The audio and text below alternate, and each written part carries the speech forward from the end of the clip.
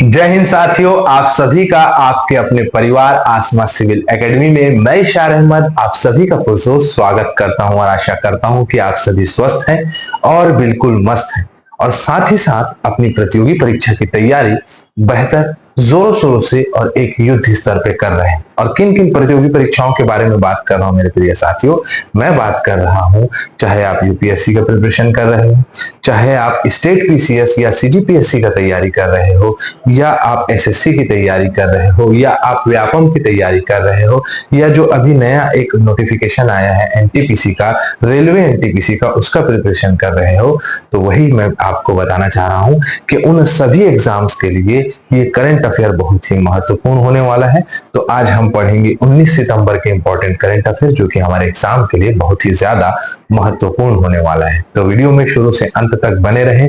और हाँ, अगर आप लोग इस चैनल में नए हैं तो चैनल को सब्सक्राइब कर लें, और पहले से अगर इस चैनल में है तो मेरे प्रिय साथियों आप सभी जो है इस वीडियो को शेयर जरूर करिएगा। चलिए अपना सत्र प्रारंभ करते हैं। आज की सकारात्मकता है, हर वो चीज जहर है जो आवश्यकता से अधिक है, फिर चाहे धन हो, भूख हो या फिर ताकत।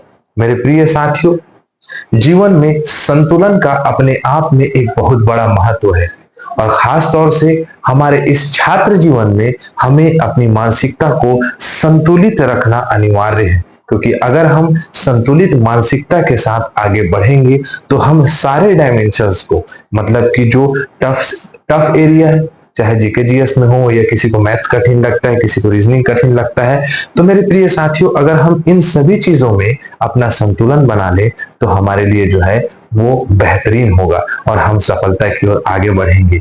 और अगर हम एक क्षेत्र को या एक ही चीज को, या हमारा कोई ऐसा सब्जेक्ट बहुत अच्छा है जिसमें हम महारत हासिल कर रहे हैं, तो वो उचित नहीं है। हमें end of the day exam निकालना है और एग्जाम निकालने के साथ अपने लिए, अपने परिवार के लिए एक बेहतर जीवन प्राप्त करना है। आशा करता हूं मेरी बातें आप लोग को समझ में आ रही होगी। चलिए अपना सत्र प्रारंभ करते हैं। लास्ट टाइम जो मैंने प्रश्न पूछा था, हरियाणा के राज्यपाल बंडारू दत्तात्रेय ने किस अनुच्छेद के तहत हरियाणा विधानसभा को भंग करने की घोषणा की थी? बहुत सारे बच्चों ने जवाब दिया है आर्टिकल 174 के तहत। ये आंसर होगा कि कोई भी राज्यपाल जो है वो आपका विधानसभा को भंग कर सकता है मुख्यमंत्री की सलाह से, और वहां कार्यवाहक मुख्यमंत्री जो है अपॉइंट करेगा। जिसमें सूर्य ने आंसर दिया है, राज्यपाल श्री बंडारू दत्तात्रेय ने हरियाणा विधानसभा को तत्काल प्रभाव से भंग करने की घोषणा की। अनुच्छेद 174 के खंड 2 उपखंड ख के तहत प्रदान की गई शक्तियों के अनुसार विधानसभा भंग करने की घोषणा की है। Very good, excellent Surya. उसके बाद है रोशनी देवांगन ने आंसर दिया है, हरियाणा के राज्यपाल बंडारू दत्तात्रेय ने अनुच्छेद 174 खंड 2 के उपखंड ख के तहत प्रदान की शक्तियों के अनुसार विधानसभा को भंग करने की घोषणा की है। वेरी गुड रोशनी। शशि ने आंसर दिया है 174 article. Very good Shashi. Yamini ने भी आंसर दिया है 174। Very good Yamini. ऐसे ही आप लोग कंसिस्टेंसी बनाए रखा करिए। और मेरे प्रिय साथियों, आप लोग जो भी वीडियो देखता है आप लोग भी जो है आंसर लास्ट का जरूर दिया करिए, क्योंकि लास्ट के क्वेश्चन को मैं कठिन ही रखता हूं और एग्जाम ओरिएंटेड रखता हूं। तो आंसर अगर आप देंगे तो आपका भी तैयारी बेहतर तरीके से चलते जाएगा। और हम पहले नए चीजों को पढ़ते हैं, मतलब आज के करंट अफेयर्स को पढ़ेंगे, और जो है हम क्या करेंगे, साथ ही साथ जो है आपका रिवीजन भी करते हैं। तो अपनी कंसिस्टेंसी बनाए रखें।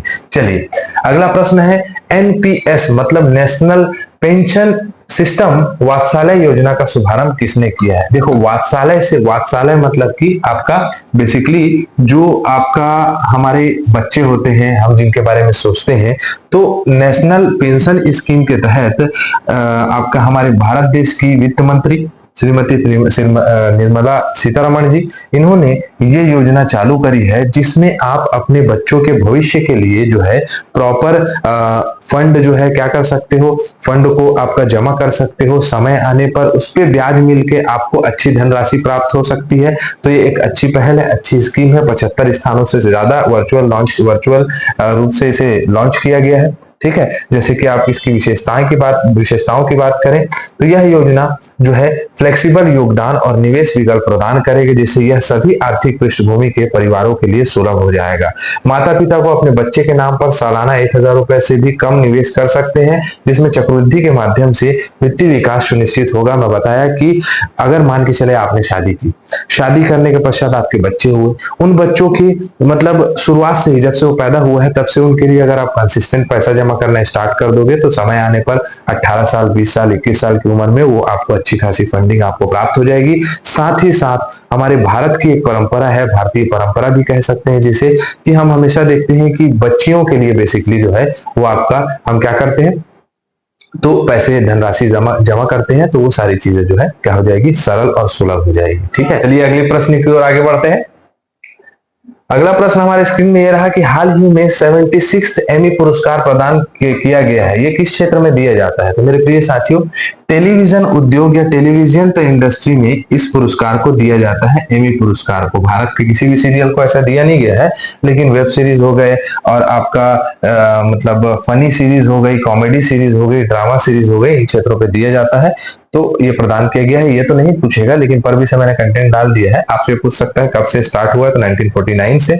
और 3 मुख्य प्रकार होते हैं, जैसे कि आपका प्राइम टाइम, ड्रामा सीरीज और कॉमेडी सीरीज, है ना। और साथ ही साथ इसको किस लिए आयोजित किया जाता है, तो मैंने बता दिया कि किस क्षेत्र में दिया जाता है, तो टेलीविजन आपका इंडस्ट्री में इसको दिया जाता है। क्लियर। चले, नीरज चोपड़ा ने डायमंड लीग फाइनल में 87.86 मीटर का थ्रो फेंका है और कौन सा पदक जीता है इन्होंने?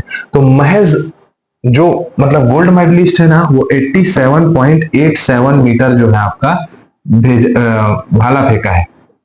मात्र 1 सेंटीमीटर जो है आप देखा जा सकता है, 0.1 जो है आपका, उससे नीरज चोपड़ा को रजत पदक मिला है, मतलब सिल्वर मेडल प्राप्त हुआ है। ठीक है, चलो आगे बढ़ते हैं।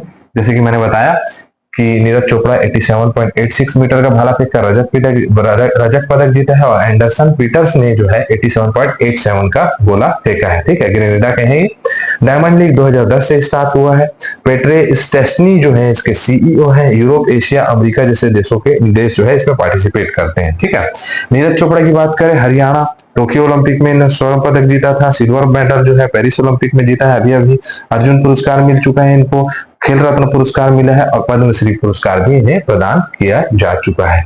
अगला प्रश्न है, राष्ट्रीय विधिक सेवा प्राधिकरण नालसा, मतलब नेशनल लीगल सर्विस अथॉरिटी द्वारा प्रदेश के तालुकों, जिलों और खालिस्तान प्रदेशों के तालुकों और जिलों और उच्च न्यायालयों में वर्ष 2024 की तीसरी राष्ट्रीय लोक अदालत का आयोजन किया गया है। तीसरा टाइम है।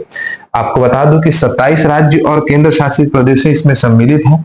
क्या होता है लोक अदालत?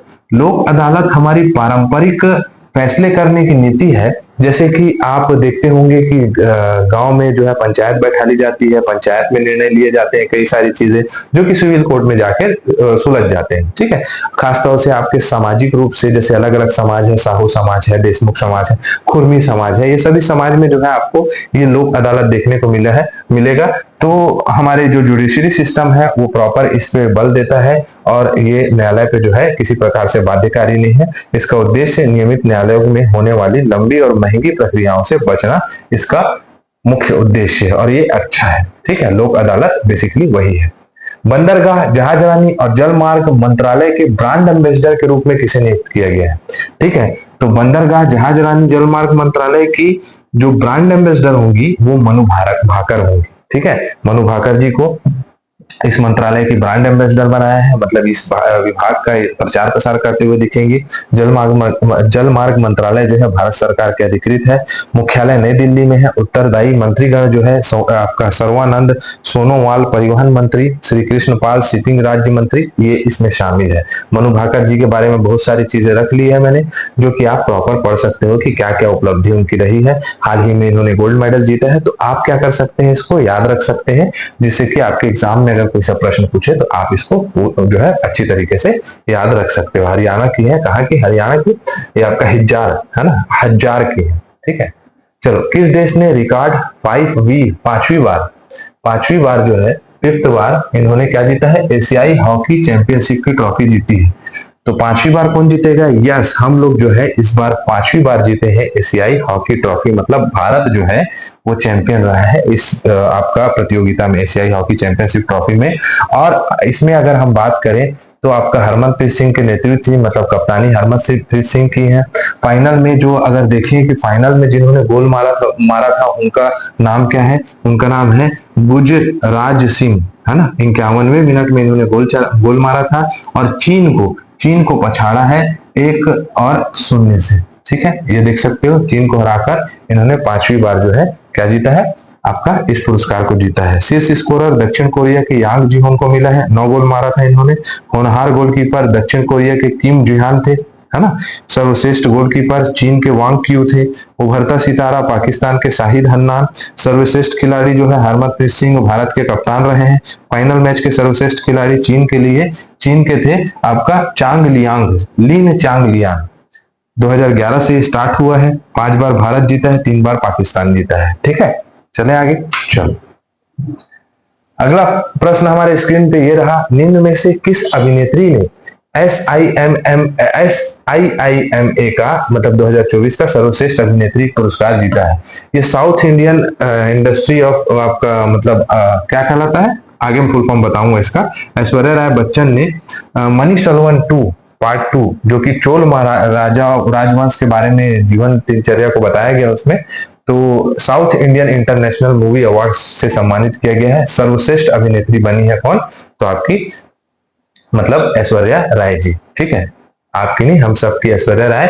ऐश्वर्या राय नहीं करना, ऐश्वर्या राय गलत है। ऐश्वर्या राय जो है वो आप लोग अगर ऐश्वर्या राय मारोगे तो गलत हो जाएगा। यहाँ पर जो है ना बच्चन जरूर लगा लीजिएगा, बच्चन।